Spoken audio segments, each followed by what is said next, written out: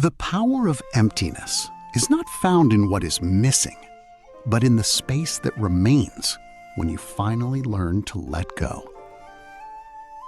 We are often afraid of empty spaces. An empty room feels unfinished. An empty schedule feels unproductive. An empty page feels intimidating. An empty silence can make us uncomfortable. So we rush to fill everything.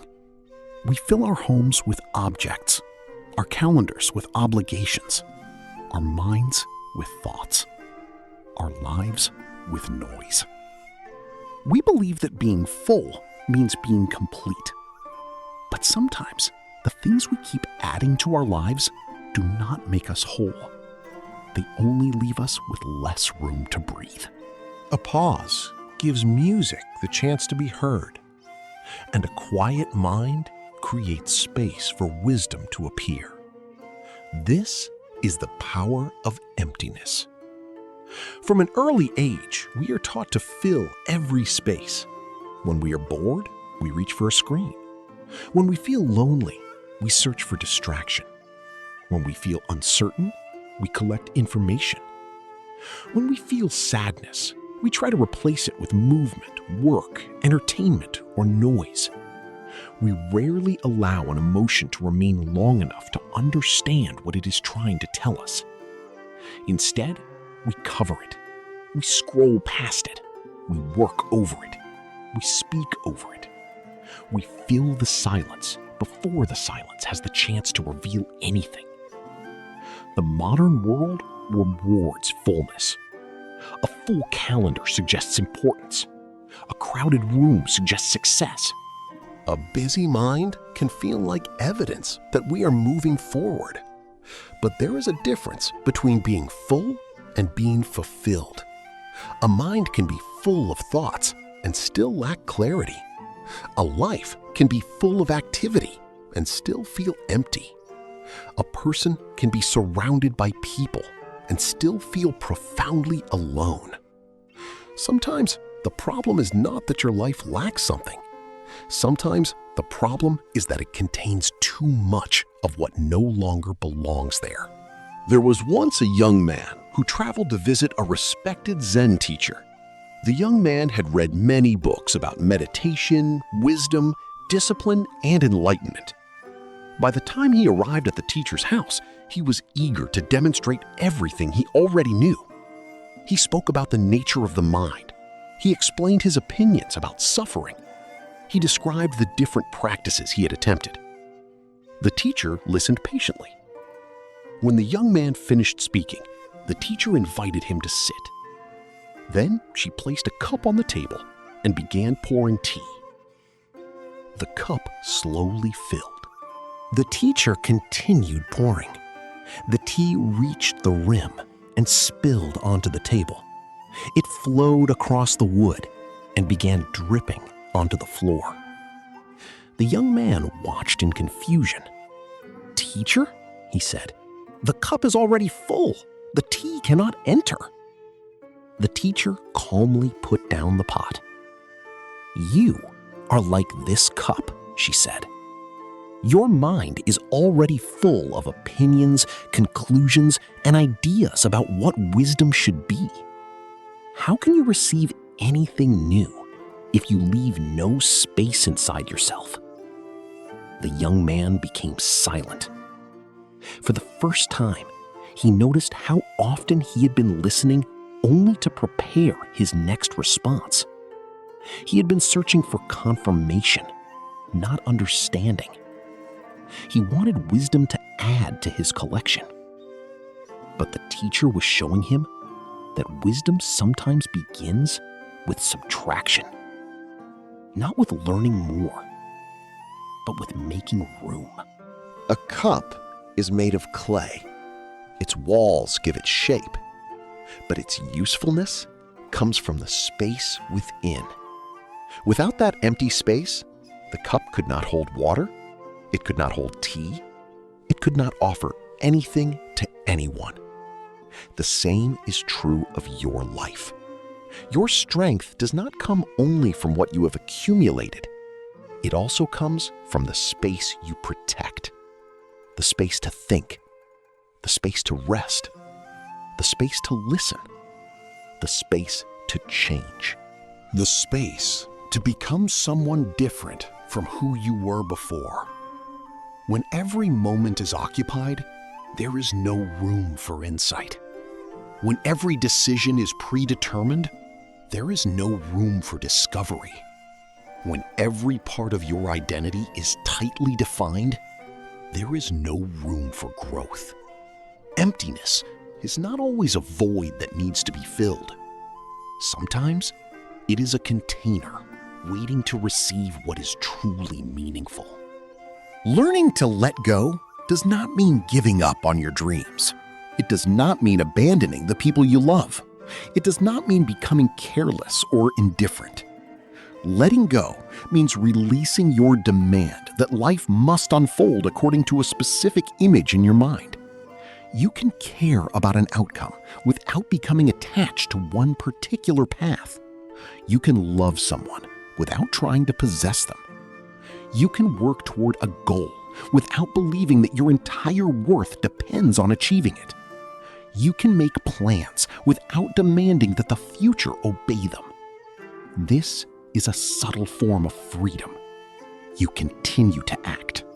But you stop clinging to the belief that your peace can exist only if everything happens exactly as you imagined. When you let go, you are not necessarily losing something valuable. You may be releasing the struggle around it. You may be releasing the story you created about how it must happen.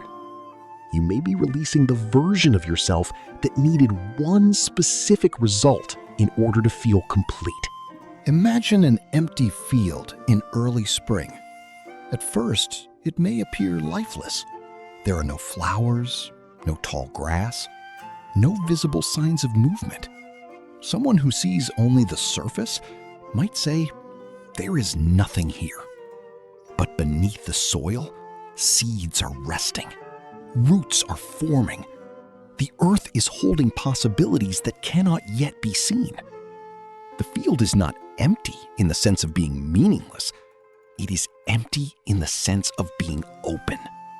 It has not yet been occupied by what it will become. There are periods in your life that may feel similar. A relationship has ended. A familiar path has disappeared. A plan no longer makes sense.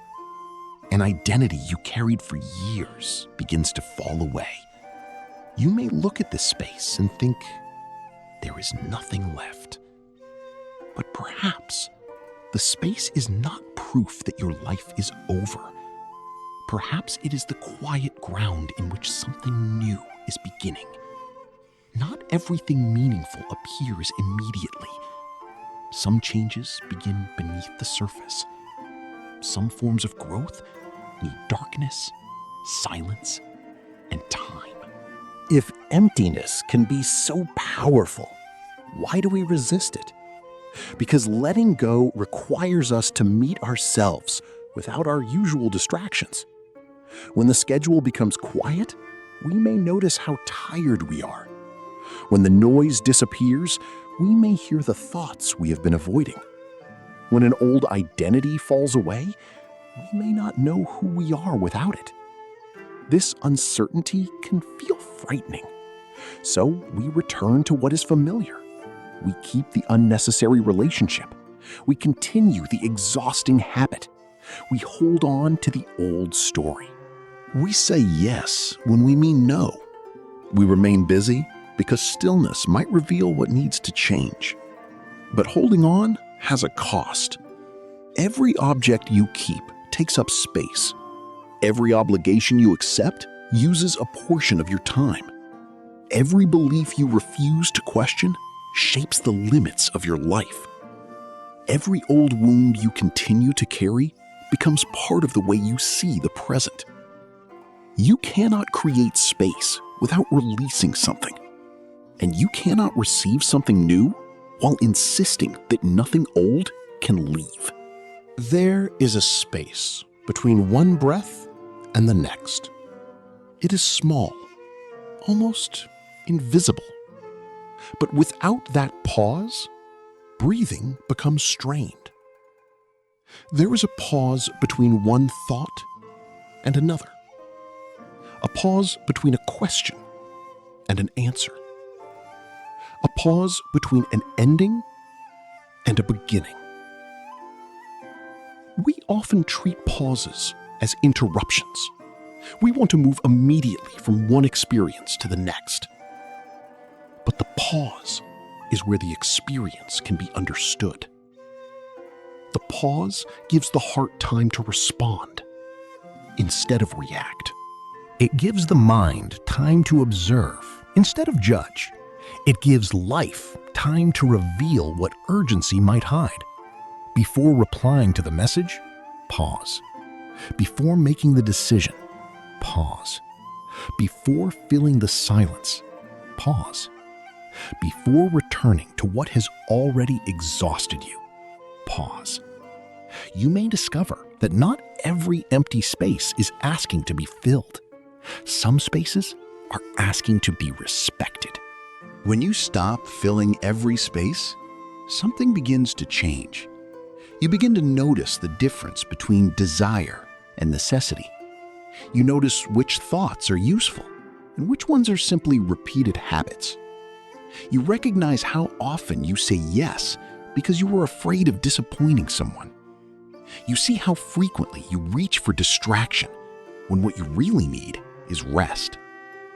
You begin to understand that peace is not always something you need to find. Sometimes peace is what remains after you stop adding unnecessary conflict. The quiet was already there. The clarity was already beneath the noise. The open space was already waiting. You simply had to stop covering it. Today, choose one small space in your life and allow it to remain empty. It could be 10 minutes without your phone, a clear surface in your home, a walk without music, a conversation in which you listen without preparing your response, a moment before sleep in which you do not try to solve tomorrow. Do not immediately judge the emptiness. Do not ask whether it is productive. Do not demand that it provide an answer. Simply observe what appears when there is nothing to consume, fix, or control. At first, you may feel restless. That is natural. The mind has become accustomed to constant stimulation. But if you remain present, the restlessness may begin to soften. Beneath it, you may find tiredness. Beneath the tiredness, you may find a quiet part of yourself that has been waiting to be heard. Emptiness does not always give you what you want immediately, but it can reveal what you have been unable to notice. A closed hand cannot receive. A crowded room cannot easily welcome another person. A cup filled to the rim cannot hold more tea. And a mind filled with certainty may have difficulty recognizing wisdom when it arrives in an unfamiliar form. Making room is an act of trust. You trust that your life does not need to be constantly crowded in order to have value. You trust that silence is not the same as abandonment. You trust that a pause is not the same as failure. You trust that an ending can create the conditions for a beginning. This does not mean that every loss is secretly easy or that every painful experience has an immediate purpose. Some endings hurt. Some empty spaces remain difficult for a long time. But even in grief, there can be a small space where healing begins. Even in uncertainty, there can be a space where a new direction appears. Even in solitude, there can be a space where you meet yourself more honestly. There is a part of you that existed before your achievements, before your responsibilities, before other people's expectations, before the identities you learned to perform. That part does not need to prove its value every day. It does not need to be constantly productive. It does not need to have all the answers. It is not defined only by what it has accomplished or what it has lost. There is a quiet space within you that cannot be completely damaged by failure. A place where you can return when the world becomes too loud. Perhaps you have spent years trying to fill that space with success, approval, possessions, relationships, and certainty. But maybe it was never asking to be filled. Maybe it was asking to be remembered. Everything begins to change when you stop seeing emptiness as an enemy.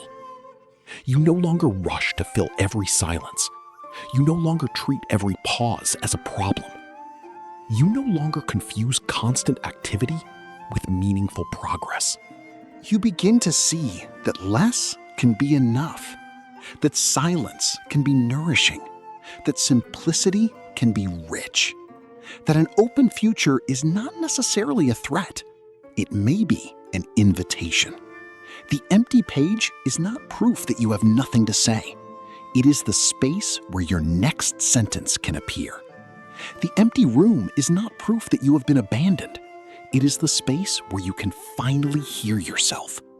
The empty field is not proof that life has disappeared. It is the ground where new beginnings are quietly preparing themselves.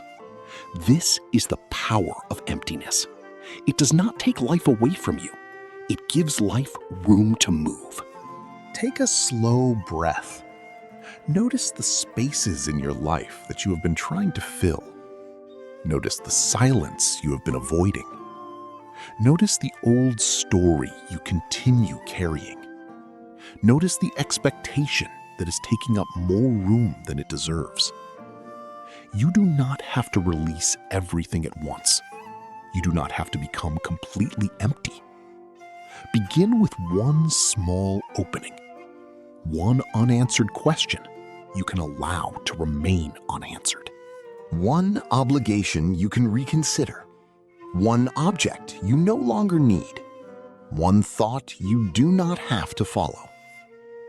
Let the space remain open for a moment.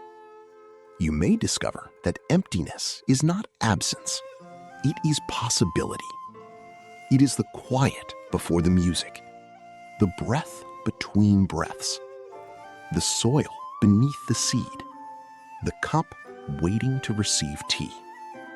And perhaps when you stop trying to fill every space, you finally begin to notice what has been present all along. The power of emptiness is not in what it removes, but in what it allows to enter to open. You are not incomplete because your life contains unanswered questions. You are not behind because your path has become quiet. You are not lost simply because you do not yet know what comes next. Some spaces are not meant to be filled immediately. Some endings need to remain open. Some answers need time. And some of the most meaningful beginnings arrive only after you stop forcing yourself to hold on. Make room. Let the silence breathe. Allow life to enter through the space you were once afraid to leave empty. If this reflection offered you a new way to understand emptiness, change, and letting go, subscribe to Zen Valley Whispers for more narrated philosophical essays, original stories, and reflections inspired by Zen, Taoist, and Eastern philosophy. In the comments, share one space in your life that you are learning to leave open. Until the next reflection, move gently, breathe deeply, and allow the empty space to show you what is possible.